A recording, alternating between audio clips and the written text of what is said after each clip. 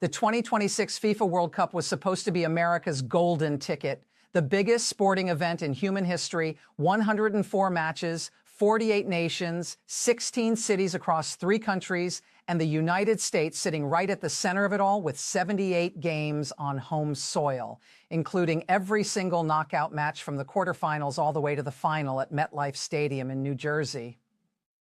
Excited. This was supposed to be a $30 billion economic explosion.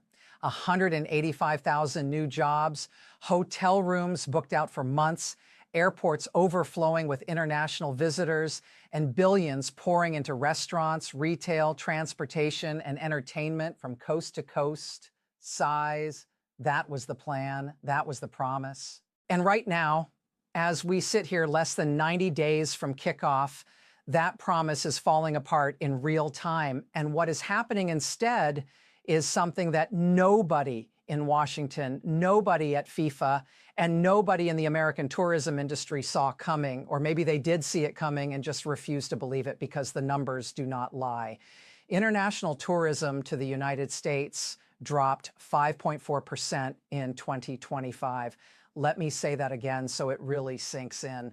While the entire rest of the planet saw international travel go up by 4% last year, America went backwards. The United States of America, the country that is about to host the single biggest sporting event the world has ever seen, is the only major nation on earth that saw tourism decline. Not flat, not stagnant, decline. And the people who study this stuff, the economists, the tourism experts, the hotel chains, the airline executives, they are all saying the same thing quietly behind closed doors and now increasingly out loud in public.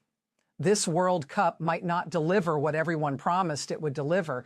And the scariest part of all of this, the part that should have every American paying attention right now, is that the fans, the millions and millions of soccer fans from around the world who were supposed to flood into American cities this summer with their wallets wide open, many of them are not coming. They are going somewhere else. They are going to Toronto. They are going to Vancouver. They are going to Mexico City, Guadalajara, and Monterrey.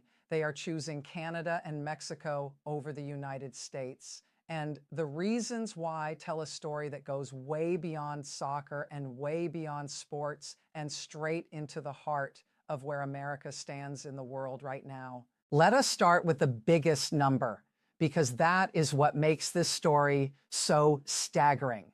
FIFA and the World Trade Organization released a joint study projecting that the 2026 World Cup and the Club World Cup together would generate roughly $47 billion in economic output and add $62 billion to global GDP. The United States alone was projected to see a $17.2 billion GDP boost and the creation of 185,000 jobs. Those are not small numbers. Those are transformational numbers. Individual host cities were projecting economic impacts that would reshape their communities for years to come. Atlanta was expecting over $1 billion from hosting 8 matches, including a semifinal. Dallas was projecting somewhere between 400 and 415 million in direct economic impact from 9 matches. Houston was looking at $1.5 billion from 7 matches and training camps. Los Angeles was expecting nearly $600 million in total regional impact. The New York and New Jersey area, which is hosting the actual World Cup final at MetLife Stadium, projected a $3.3 billion economic impact and expected to draw 1.2 million visitors. Boston Consulting Group estimated the entire tournament would generate over $5 billion in short-term economic activity across North America, supporting around 40,000 jobs and over $1 billion in new worker wages. Airbnb alone estimated its hosts across 16 U.S. cities would generate over $2.6 billion in revenue during the tournament. These projections were not wild guesses. They were built on the assumption that international tourists would show up in massive numbers because international visitors are the golden goose of event tourism. On average, a foreign visitor to the United States spends 4 times more per person than a domestic traveler. 4 times. That means when you lose international visitors, you do not just lose bodies and seats. You lose the highest spending, most economically impactful segment of your entire audience. And that is exactly what is happening right now. So what went wrong? How did we get from the most anticipated sporting event in history to a situation where the U.S. tourism industry is openly panicking about whether it can even come close to hitting its targets? The answer is complicated, but it really comes down to a few massive factors that have all collided at exactly the wrong time. The first and most obvious one is the dramatic collapse in Canadian travel to the United States. Canada is not just any source of international tourists for America. Canada is the single largest source of foreign visitors to the United States. In 2024, Canadian visitors made approximately 20.4 million trips to the U.S. and spent roughly $20.5 billion, supporting about 140,000 American jobs. That relationship is the backbone of cross-border tourism in North America. And in 2025, Canadian travel to the United States fell by approximately 30%. 30%. That is not a dip. That is not a correction. That is a collapse. Statistics Canada reported that return trips from the U.S. were down more than 26% in October alone compared to the previous year. The reasons are layered. A weakened Canadian dollar made trips south of the border more expensive. Ongoing trade disputes and tariff tensions between the two countries soured the overall relationship. Stricter border controls and several high-profile incidents of travelers being detained created genuine anxiety about crossing into the U.S. Travel experts described it as a perfect storm of political frustration, economic pressure, and personal fear, all converging at once. And this is not just a number on a spreadsheet. This is real money disappearing from border state economies that depend heavily on Canadians driving across to shop, eat, stay in hotels, and spend money in American communities. When 20 million visits suddenly becomes 14 million visits, the ripple effects are enormous, and they are being felt right now from New York to Michigan to Washington state. But it is not just Canada. Travel from Australia, India, and Western Europe has also declined. The share of global international travel heading to the U.S. fell from 8.4% in 1996 to just 4.9% in 2024, and it dropped even further to an estimated 4.8% in 2025. Meanwhile, and this is the part that should sting, arrivals to other major tourism destinations, including France, Greece, Mexico, and Italy, all increased during the same period. The world is traveling more than ever. People have money to spend in places they want to go. They are just choosing not to come here. The U.S. Travel Association's CEO laid it out in stark terms at a recent industry conference in Los Angeles, saying that domestic travel was basically flat when adjusted for inflation, and international inbound travel was down more than 5%, making the United States the only major nation in the world to see a decline in travel last year. The CEO of Expedia called the decline concerning. The CEO of Marriott said the country needs to make the world feel welcome. And all of this is happening in the shadow of a World Cup that is now less than 3 months away. Now, here is where the story gets really interesting and really concerning for anyone who cares about America's economic future. The 2026 World Cup is being hosted across 3 countries. The United States has 11 host cities and 78 matches.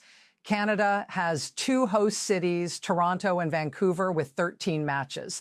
Mexico has 3 host cities, Mexico City, Guadalajara, and Monterrey, with 13 matches.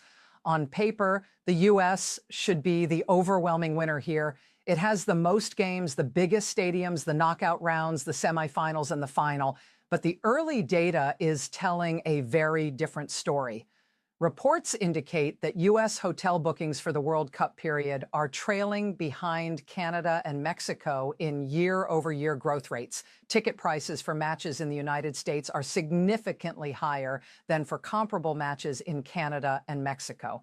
The cheapest tickets for the U.S. opening match at SoFi Stadium in Los Angeles are priced well above what fans are paying for opening matches in Mexico City and Toronto. Average group stage ticket prices in the U.S. are notably higher across the board. And in a sport where traveling fans are everything, where the atmosphere in the stands is half the experience, price matters enormously. When a fan from Germany or Brazil or Japan is deciding where to go watch their team play, and they see that they can attend a match in Toronto or Mexico City for significantly less money, with an easier visa process, with less anxiety about what happens at the border, and with a host country that feels genuinely excited to have them rather than suspicious of their presence, where do you think they are going? The answer is obvious, and the booking data is already reflecting it. And then there is the visa situation, which might be the single biggest self-inflicted wound in this entire saga. A proposal from U.S. Customs and Border Protection would require visitors from the 42 nations that participate in the visa waiver program to provide their social media details from the past 5 years as part of the ESTA application process. These are not travelers from high-risk countries. These are visitors from the United Kingdom, Australia, Japan, South Korea, Qatar, and much of Western Europe. These are traditionally some of the biggest spending, most reliable sources of international tourism for the United States. Immigration law firms have warned that this increased data collection could slow down ESTA processing times and prompt travelers to look for simpler entry options in Canada and Mexico. Privacy concerns about submitting 5 years of social media history to the U.S. government for review are real, and they are already affecting decision-making. On top of that, a new visa integrity fee of $250 has been proposed, along with a separate $100 charge for foreign visitors to national parks. Every single one of these measures, individually, might seem minor, but stacked together, they send a very clear message to the rest of the world.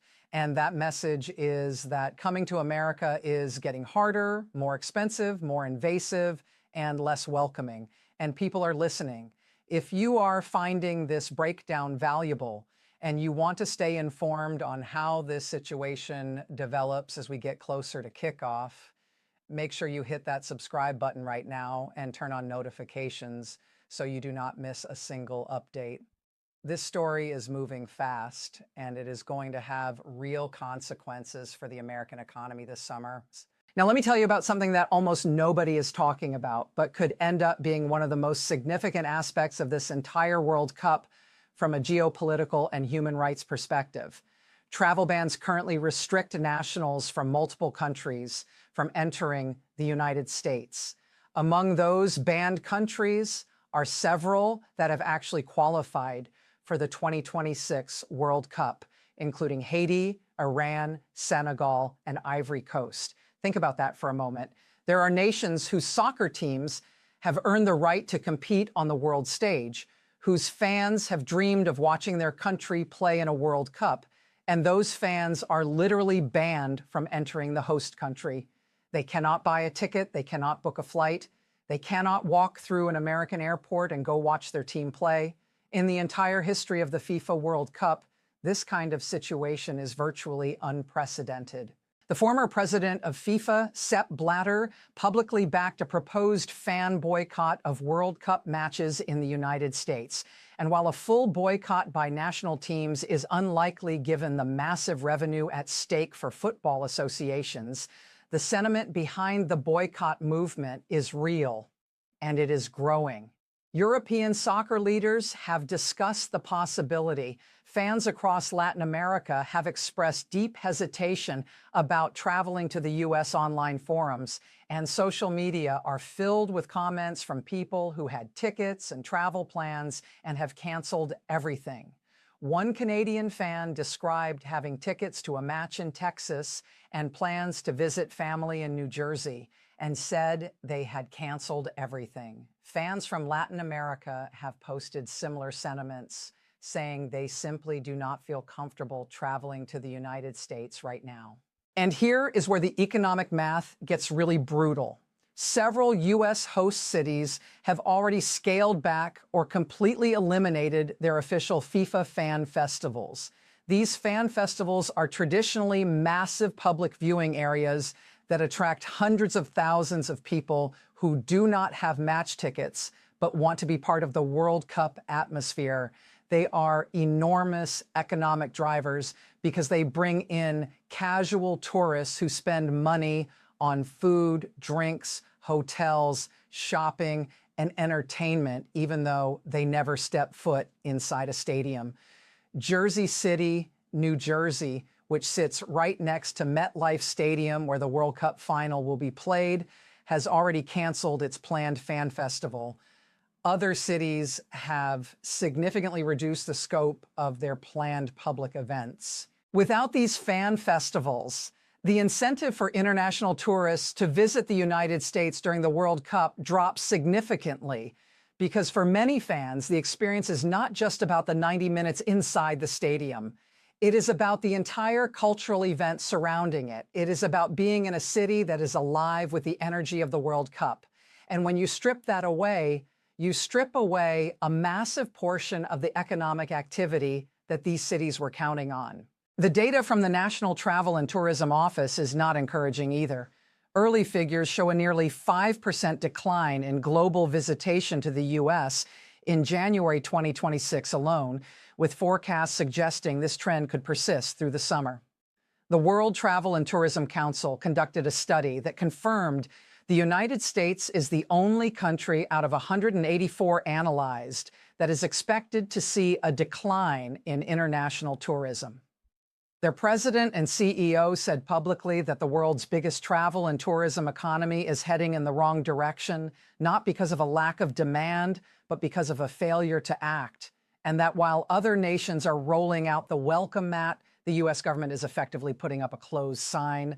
Meanwhile, Brand USA, which is the national destination marketing organization responsible for promoting the United States as a travel destination to the rest of the world, had its federal funding cut deeply in mid-2025, leading to staff shortages that have reduced the country's capacity to counter negative sentiment through positive promotion. So at exactly the moment when America needs to be telling the world to come visit, to come be part of this incredible event, the organization tasked with doing that has been gutted. The timing could not possibly be worse. Now, I want to be clear about something because I think it is important to maintain perspective here. The 2026 World Cup is still going to be a massive event. Stadiums will be full. Millions of people will attend matches. Billions of people will watch on television. The economic impact will still be measured in the billions of dollars. American host cities will still see significant tourism activity. The question is not whether the World Cup will be a success. The question is whether it will be the historic, record-shattering, once-in-a-generation economic bonanza that was promised. And right now, the evidence suggests that it probably will not be, at least not for the United States. The mix of attendees is shifting toward a much more domestic audience, which is great for filling seats, but does not generate nearly the same economic activity as international visitors. The projected $30 billion impact is being openly questioned by economists who believe the actual number will be significantly lower once you factor in the decline in international arrivals, the cancellation of fan festivals, the scaling back of tourism marketing, and the enormous security and infrastructure costs that are eating into net profits for host municipalities. And here is the final piece of this puzzle that I think deserves the most attention. While the United States is struggling with all of this, Canada and Mexico are quietly winning. Toronto and Vancouver are positioned to be the darlings of this World Cup.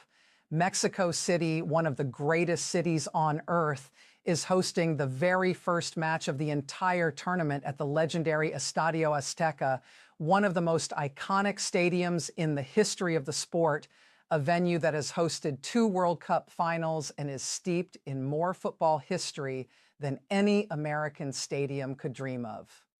Guadalajara and Monterrey offer incredible culture, food, and atmosphere at a fraction of the cost of attending matches in the United States. For international fans who want the full World Cup experience without the visa headaches, the border anxiety, the social media screening, the sky-high ticket prices, and the general sense that they might not be welcome, Canada and Mexico are right there offering a compelling alternative. And every dollar that a fan spends in Toronto instead of New York, every hotel room booked in Vancouver instead of Seattle, every restaurant bill paid in Mexico City instead of Los Angeles, that is money that the American economy is not going to see. That is a job that is not going to be created. That is tax revenue that is not going to flow into an American city budget.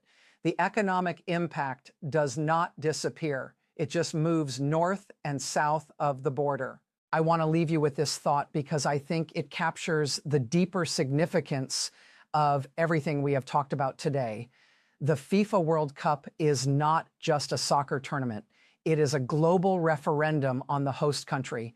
It is a moment when the entire world turns its attention to you and forms an opinion about who you are, what you value, and whether you are a place they want to visit, do business with, and engage with for years to come. The 1994 World Cup in the United States generated over $1.4 billion for host cities, and it fundamentally changed the trajectory of soccer in America. It led directly to the creation of Major League Soccer. It introduced millions of Americans to the sport. It showed the world that America could host a world-class football event. That was the legacy. That was what one World Cup did for this country 32 years ago. The 2026 World Cup, with 48 teams instead of 24, with 104 matches instead of 52, with the biggest stadiums and the biggest media market in the world, should be exponentially bigger and more impactful than 1994. The infrastructure is there. The demand is there, the opportunity is there, but the question that hangs over everything right now is whether America is going to seize that opportunity or let it slip away while Canada and Mexico quietly collect the benefits that were supposed to be ours. The World Cup kicks off on June 11th. The clock is ticking. The world is watching. And right now, a lot of the world is deciding to watch from somewhere other than the United States of America. If this video opened your eyes to what is really happening with the 2026 World Cup, do me a favor and smash that like button, share this with someone who needs to hear it, and subscribe to this channel because we are going to be covering every twist and turn of this story as we count down to kickoff. Drop a comment below and tell me what you think. Is America going to turn this around, or is the damage already done? I will see you in the next one.